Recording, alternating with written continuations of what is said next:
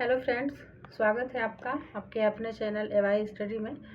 तो फ्रेंड्स, हम लोग जो है एंशिएंट हिस्ट्री के जो कुछ इंपॉर्टेंट टॉपिक्स हैं जो कि एग्ज़ाम में आए हुए हैं, कई बार पूछे हुए हैं, उसको यहाँ पे देख बना रहे हैं। और ये जो है आपके एग्ज़ाम के रिवीजन के लिए काफ़ी जो है अच्छा है। तो इसके पहले हम लोग फ्रेंड्स जो है वैदिक काल के बारे में देखें।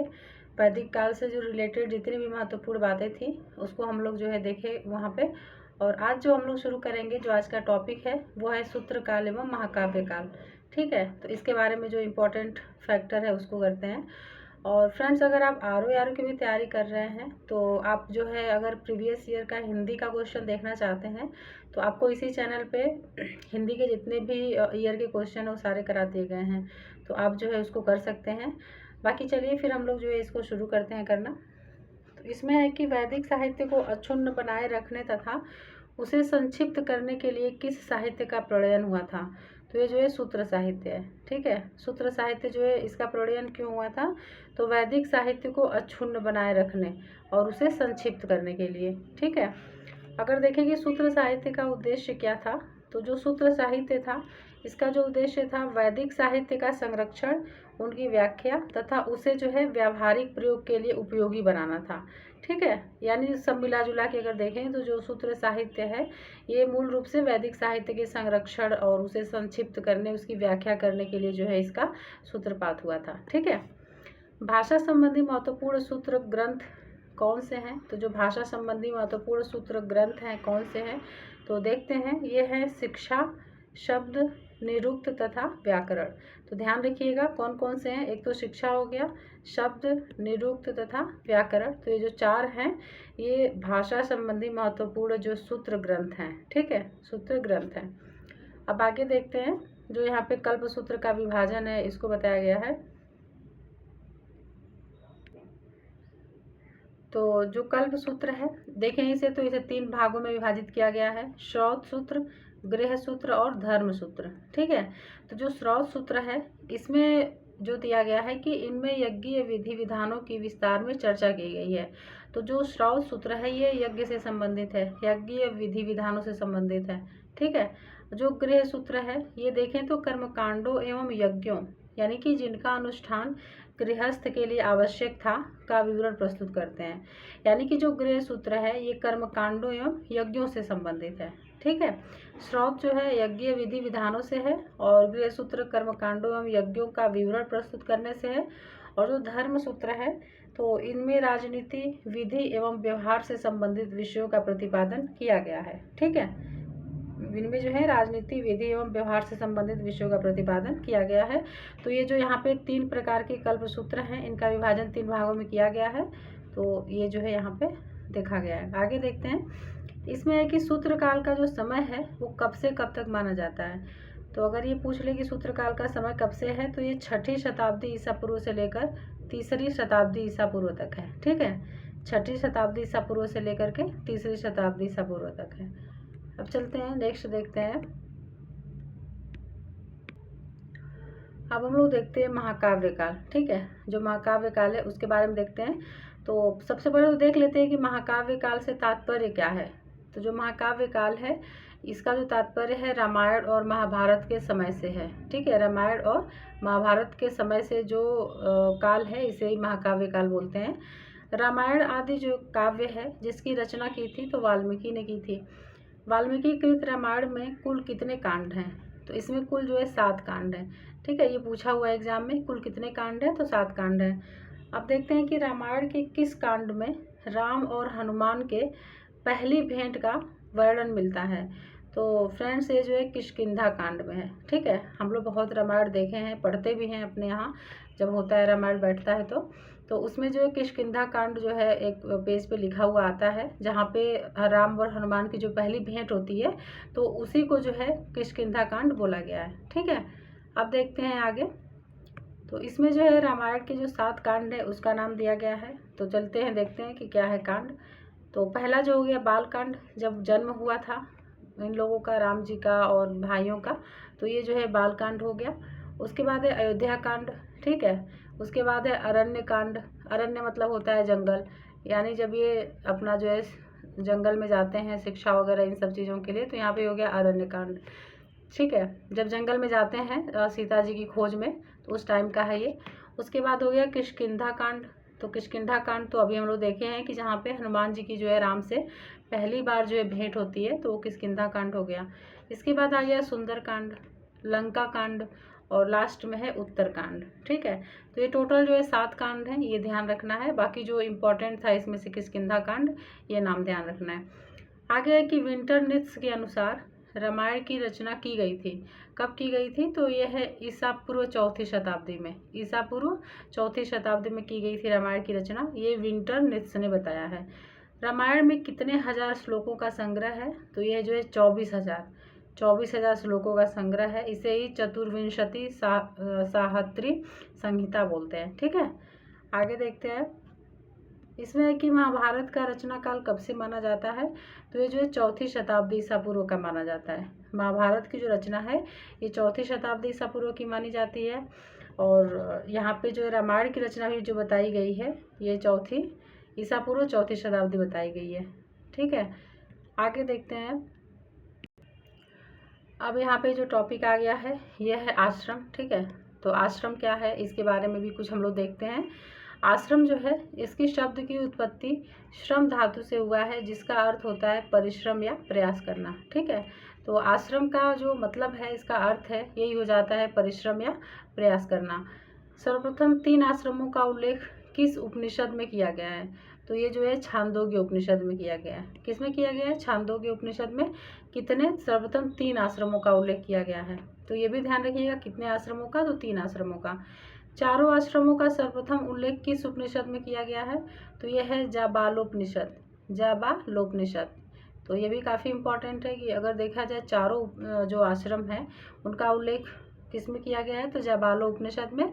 और 3 आश्रमों का उल्लेख किस में किया गया है? तो छांदोग्य उपनिषद में।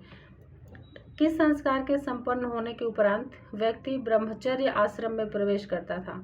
तो ये हो जाएगा उपनयन संस्कार के। ठीक है, उपनयन संस्कार जब हो जाता था तो उसके बाद जो जिसका उपनयन संस्कार किया जाता था वो व्यक्ति ब्रह्मचर्य आश्रम में प्रवेश करता था। ठीक है, तो ये भी इम्पोर्टेंट ही है। आगे देखते हैं। इसमें है कि ब्रह्मचारी के कितने प्रकार बतलाए गए हैं? तो 2 बताए गए हैं। एक तो नैष्ठिक हो गया और दूसरा उपकुर्वाण हो गया। ठीक है, तो 2 बताए गए हैं। ऐसे विद्यार्थी जो जीवन पर्यंत गुरु के समीप रहकर विद्या अध्ययन करते थे उन्हें क्या कहते थे? इसे नैष्ठिक बोलते थे। ठीक है, ऐसे विद्यार्थी जो ब्रह्मचर्य जीवन समाप्त कर गृहस्थ जीवन में प्रवेश करते थे उन्हें क्या कहते थे? तो उन्हें उपकुर्वाण बोलते थे। यानी अभी जो हम लोग ब्रह्मचारी के जो 2 प्रकार देखे हैं, नैष्ठिक और उपकुर्वाण, तो इसके बारे में यहाँ पे बताया गया है। तो नैष्ठिक कब बोला जाता था? जब विद्यार्थी जीवन पर्यंत गुरु के समीप रहकर विद्या अध्ययन करते थे तो वो नैष्ठिक हो गए। और जो विद्यार्थी ब्रह्मचर्य जीवन समाप्त करके अपना गृहस्थ जीवन शुरू करते थे, गृहस्थ जीवन में प्रवेश करते थे, तो उन्हें जो है उपकुर्वाण बोलते थे। ठीक है, आगे है यहाँ पे। किस संस्कार के संपन्न होने के उपरांत मनुष्य जो है गृहस्थाश्रम में प्रवेश करता था? तो विवाह संस्कार। जब विवाह हो जाता था तो मनुष्य जो है गृहस्थाश्रम में प्रवेश करता था। ठीक है, तो यहाँ पे संस्कार के आश्रम के बारे में मोस्टली चीज़ें बताई गई हैं। अब चलिए आगे देखते हैं। अब आ गया यहाँ पे पंच महायज्ञ। पंच महायज्ञ कौन कौन से हैं इसको भी देखते हैं। तो पहला है ब्रह्मा यज्ञ। इसमें क्या होता था? इसमें वेदों का अध्ययन किया जाता था तथा इस यज्ञ द्वारा विद्वान एवं ऋषियों के प्रति कृतज्ञता अर्पित की जाती थी। ठीक है, दूसरा हो गया पितृयज्ञ। पितृयज्ञ में यह मृत पितरों की आत्मा की शांति हेतु संपन्न किया जाता था। देव यज्ञ में क्या होता था? इसमें देवताओं का पूजन, बलि एवं हवन आदि शामिल होते थे। अब आ गया चौथा जो यज्ञ है, यह है भूत यज्ञ। ठीक है, भूत यज्ञ में क्या होता था कि इसमें समस्त प्राणियों को बलि एवं चढ़ावा प्रदान किया जाता था और इस यज्ञ से भूत प्रेतों को संतुष्ट किया जाता था। ठीक है, तो ये जो है भूत यज्ञ हो गया। अब लास्ट वाला जो है मनुष्य यज्ञ है। तो मनुष्य यज्ञ में इसमें आगंतुक अतिथियों का सेवा सत्कार करना होता था। तो इस तरीके से जो है 5 यज्ञ दिए गए हैं। ठीक है, तो इसे ही पंच महायज्ञ बोला गया है। तो ये हो गया। अब देखते हैं आगे क्या है। तो यहाँ पे आश्रम से रिलेटेड बातें दी गई हैं कि जो आश्रम होता था वो जो है आश्रम में जब प्रवेश होता था तो कौन कितने कितने साल का क्या था। तो जो ब्रह्मचर्य आश्रम होता था, ब्रह्मचर्य आश्रम, ये हम लोग देखें तो ये जो है 0 से लेकर के 25 वर्ष तक होता था। ठीक है, 0 से 25 वर्ष तक ब्रह्मचर्य आश्रम होता था। उसके बाद गृहस्थाश्रम होता था, गृहस्थ वाला आश्रम, जिसमें शादी के बाद जो है व्यक्ति अपने गृहस्थ आश्रम में प्रवेश करता था। तो ये जो है 26 वर्ष से लेकर के 50 वर्ष तक होता था। ठीक है, 26 वर्ष से 50 वर्ष तक होता था। और वानप्रस्थ आश्रम उसके बाद आ गया तीसरे नंबर पे जो है, तो ये जो है 51 वर्ष से लेकर के 75 वर्ष तक होता था। ठीक है, और संन्यास आश्रम अगर देखें तो ये 76 वर्ष से लेकर के 100 वर्ष तक क्या होता था। तो ये जो है आश्रम को 4 भागों में अच्छे से डिवाइड कर दिया गया है, बांट दिया गया है। और इसका टाइम पीरियड भी यहाँ पे निर्धारित कर दिया जाता था उस टाइम पे कि ब्रह्मचर्य आश्रम में जो है कितने साल का हो गया, गृहस्थ आश्रम, वानप्रस्थ आश्रम, संन्यास आश्रम। तो इस तरीके से यहाँ पे बांटा गया है। ठीक है, तो चलिए अब देखते हैं आगे। यहाँ पे आश्रम हम लोग देख लिए कि आश्रम के बारे में जो मुख्य मुख्य बातें थी। अब देखते हैं नेक्स्ट। तो फ्रेंड्स अभी जो टॉपिक है ये है वेदांग। ठीक है, यहाँ से भी क्वेश्चन बने हुए हैं, कई बार बने हुए हैं क्वेश्चन। तो चलिए हम लोग जो है देखते हैं कि वेदांग क्या होते हैं। तो वैदिक संहिताओं, ब्राह्मण, आरण्यक और उपनिषद के बारे में अगर देखें संबंधी जिस साहित्य का विकास हुआ उसे क्या कहते हैं, तो इसे जो है वेदांग कहते हैं। यहाँ पे थोड़ा सा जो है ये यहाँ पे ब्लर हो गया है, तो इसे वेदांग कहते हैं।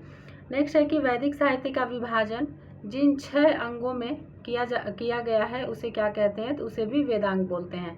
ठीक है, तो जो वैदिक साहित्य का अगर जो विभाजन हुआ था कितने भागों में किया गया, 6 अंगों में किया गया, इसे ही वेदांग बोला गया है। ठीक है, तो ये भी ध्यान रखना है कि वेदांग जो है किसे बोलते हैं। और यहाँ पे जो वेदांग हैं ये देख लेते हैं कि वेदांग जो है इसके 6 अंग कौन कौन से हैं जिससे मिलकर के वेदांग बना है। तो पहला तो हो गया छंद। ठीक है, छंद जो है इसे वेद के पैर बोलते हैं, छंद। कल्प जो है इसे वेद के हाथ बोलते हैं, कल्प। और ज्योतिष जो है इसे वेद की आँख बोलते हैं। निरुक्त देखें तो इसे वेद के कान बोलते हैं।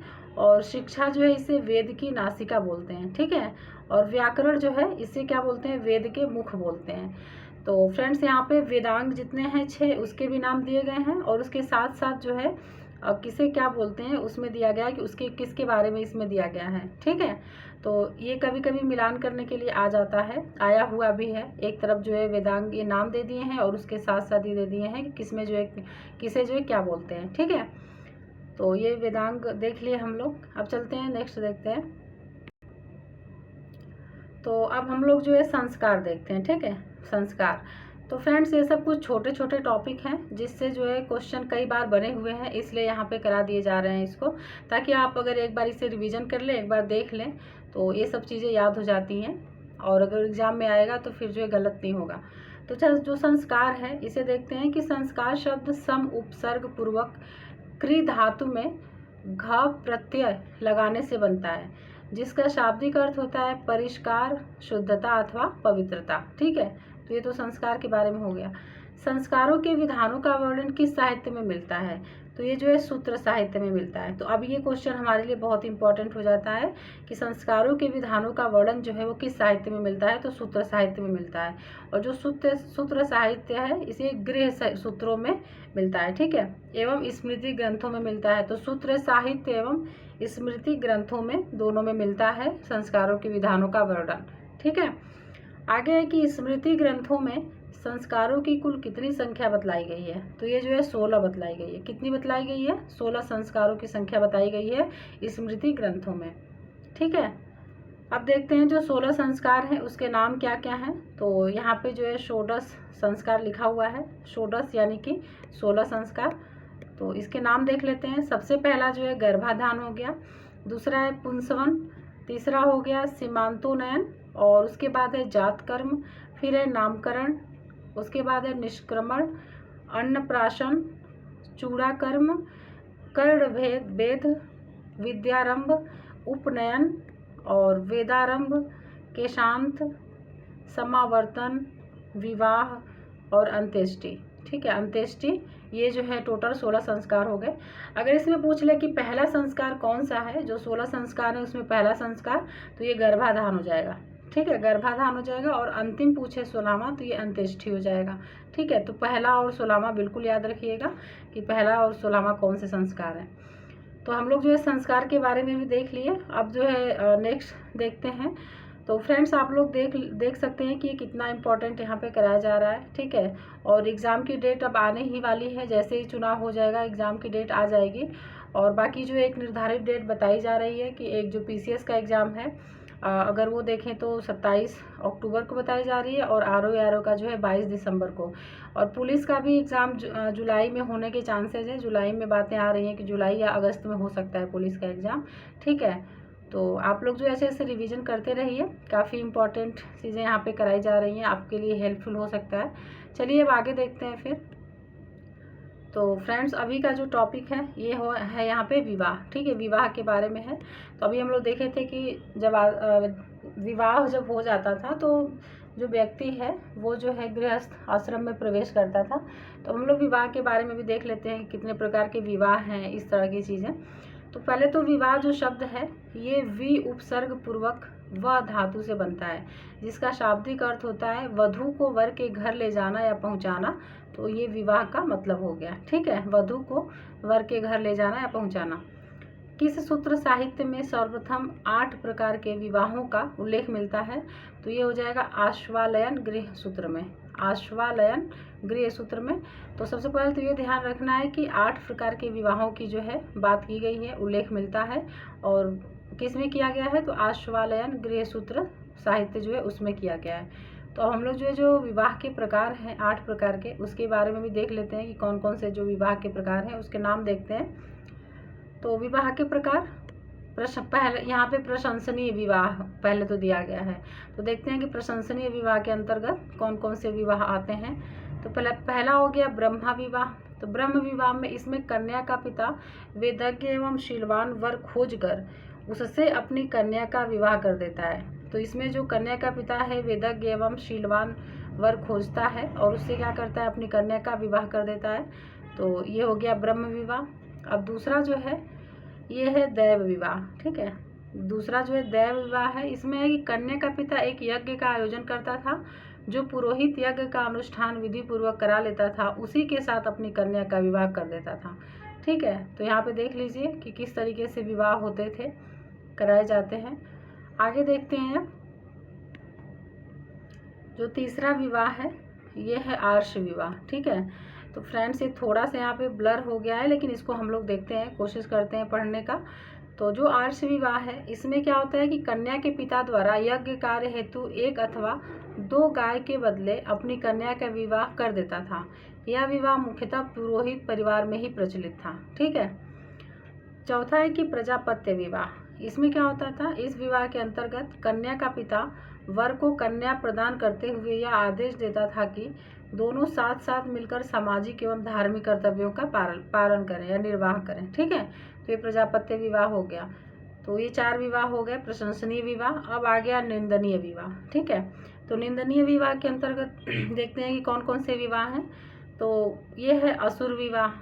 इसमें क्या होता है कि कन्या का पिता अथवा उसके संबंधी धन लेकर कन्या का विवाह कर देते थे। तो ये जो है असुर विवाह हो गया। क्या करते थे? इसमें कन्या का पिता अथवा उसके संबंधी धन लेकर कन्या का विवाह कर देते थे। उसके बाद आ गया गंधर्व विवाह। गंधर्व विवाह जो है ये भी निंदनीय विवाह में शामिल किया गया है। इसमें जो है यह प्रणय विवाह था, जिसमें माता पिता के इच्छा के बिना ही वर कन्या एक दूसरे के गुणों पर अनुरक्त होकर अपना विवाह कर लेते थे। ठीक है, तो इसे जो है गंधर्व विवाह बोलते थे, यानी कि प्रेम विवाह। अब है पैशाच विवाह। तो पैशाच विवाह के बारे में देखते हैं। यह जो है विवाह का निकृष्टतम प्रकार है। इसमें वर छल छद्म के द्वारा कन्या के शरीर पर अधिकार कर लेता था अथवा सोई हुई अचेत पागल कन्या के साथ सहवास कर विवाह कर लेता था। तो ये एक तरीके से क्या होता है? धोखे के साथ विवाह किया जाता था। ठीक है, तो ये जो है इसीलिए इसको पैशाच विवाह कहा गया है। अब आ गया राक्षस विवाह। ठीक है, आखिरी जो विवाह है ये राक्षस विवाह है। इसमें बलपूर्वक कन्या का अपहरण कर उसके साथ विवाह कर लिया जाता था।